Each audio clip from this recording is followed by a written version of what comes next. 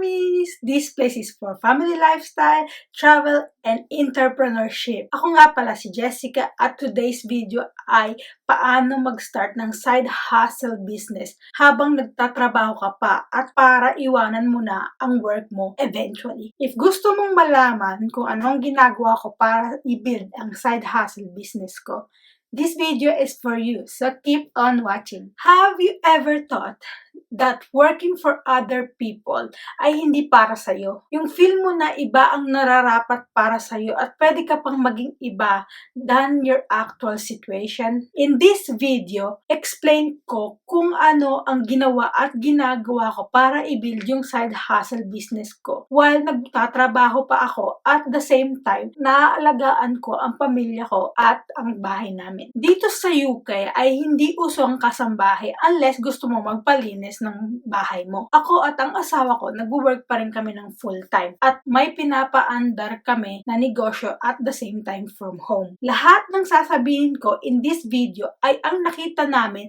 na gumagana para sa amin. Maybe yung sitwasyon mo ay different pero ang concept should be the same. Especially kung gusto mo talaga mag-build at sumaksid sa business mo at iwanan ang trabaho mo. So, let's get started. Ang number 1 ay sacrifice. Kailangan mo magsakripisyo ngayon para sa magandang future mo later on. Kailangan mong isiksik in some point sa araw mo at bigyan ng oras ang business mo. Pwedeng isang oras sa umaga bago magising pamilya mo or isang oras sa gabi bago ka matulog. Yang 2 oras na yan, I can guarantee you na malaki na ang tulong yan kung gagawin mo yan araw-araw. Personal example ko, I choose to work night. Hindi dahil gusto ko, para lang pwede ko hatid at sunduin ang 2 anak ko sa school. Also, pwede akong magstay sa bahay kasama ang bunso ko habang ang asawa ko ay nag-work sa umaga or at sa gabi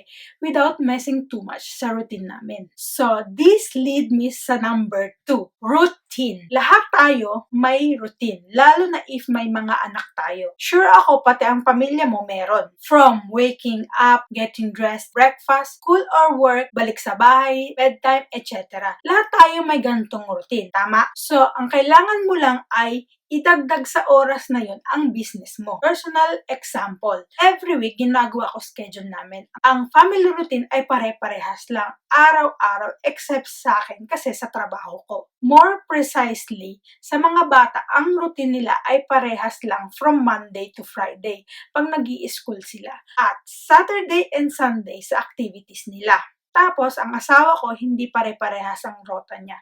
Pero alam ko na pwede siya mag-work ng umaga or hapon or both. So, I always schedule mine around sa schedule nila. Pag hindi ako nag-work, since may time ako, ini-schedule ko na ang gagawin ko sa 2 oras ng hustle business ko pag ako ay may trabaho. Para alam ko exactly anong gagawin. Tapos, since wala ako work, binibigyan ko din oras para gawin ang housework. Pag nag-work ako, usually, sa umaga, wala ako masyadong time. Kasi ginagamit ko yun para matulog at kailangan ko sunduin ang anak ko sa school. Pero since hindi ako pwede matulog ng dare-diretso, ini-split ko yon sa umaga at sa gabi. I make sure na nagagawa ko pa din ang business ko ng 1 oras sa umaga bago kami matulog ng anak ko at while na naglalaro. Usually, ang ginagawa ko ay self-development. Nakikinig lang ako ng libro. Oo, tama ang pagkarinig mo. Audible book ang ginagamit ko. Lagay ko ang link down below kung interesado ka. Or kahit YouTube lang para iset ang tamang mindset. Tapos, sa gabi, usually bago mag-work, set ko 1 oras ulit para sa business. Lagi ko ginagawa ito everyday, at least 2 hours para sa business para maging consistent. Parang complicated siya, pero I found out na ito ang gumagana para sa amin. Kailangan mong i-find out kung ano ang gagana para sa pamilya mo. And moving forward sa number 3 is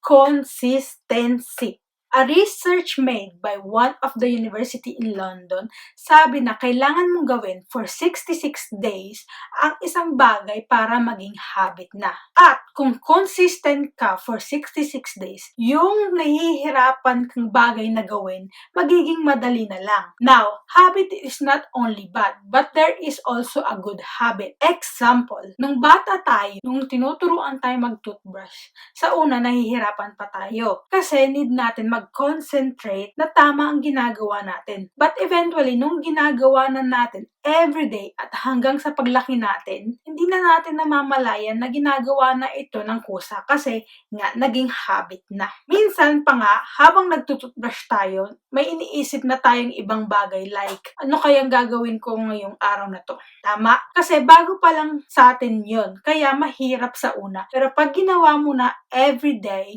yung utak mo sasabihin na, alam ko na yan. At gagawin na lang ng kusa. Kaya it's so much important na maging consistent ka.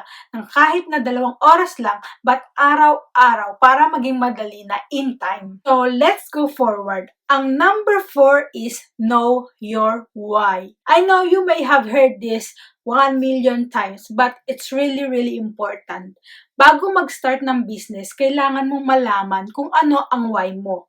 Dahil kung hindi mo alam bakit mo ginagawa ito, pwede ka agad sumuko. Knowing your why, binibigyan ka ng lakas at boost to go forward kahit na mahirap na ang sitwasyon at hirap ka na. My personal why is to live in our own terms. Magkaroon ng time and financial freedom. Yung tipong pipiliin ko ang family ko kesa sa trabaho ko. Now, we may have different reasons. Pero naranasan mo na ba yung may sakit anak mo or isa sa pamilya mo at kinailangan mo pa rin mag-work kasi kundi no work, no pay? Sarili ko din, dumating na sa sitwasyon na yon. You feel guilty but at the same time, kailangan mo kasi madami kang bills na babayaran. Buti na lang ako, pwede akong hindi mag-work. Thanks sa desisyon ko noon, mag-start ng side hustle business na kahit papaano, ito ang nagdadagdag sa amin ng extra income. Pero meron mommies out there na wala silang choice na magstay at home. That's why starting a business at knowing your why ay sobrang important para build yung business mo at go forward despite sa mga obstacle na masasalubong mo. Ito ang last one at ito ang favorite ko. Number 5, go all in. You need to make it happen. Switch your mentality. Think and decide for yourself and for your family. Walang excuses. Kailangan mo maintindihan na business mo yan. Hindi nila business yan. Ikaw ang may-ari. So, kailangan mo gawin lahat na kailangan para maging success to. Ako at ang pamilya ko ay still learning at growing through trial and error to find what is the best for us. Ang dami namin ginawa at ginagawang sakripisyo para lang ma-achieve ang goal at itong 5 things is what we are following to make it happen. Now, your job is to find what works best for your family. Kung interesado ka sa mga ganitong bagay na video, please subscribe and click the ring bell button para ma-notify ka sa next video. So, Mamshi, thank you for watching and see you in the next video. Bye!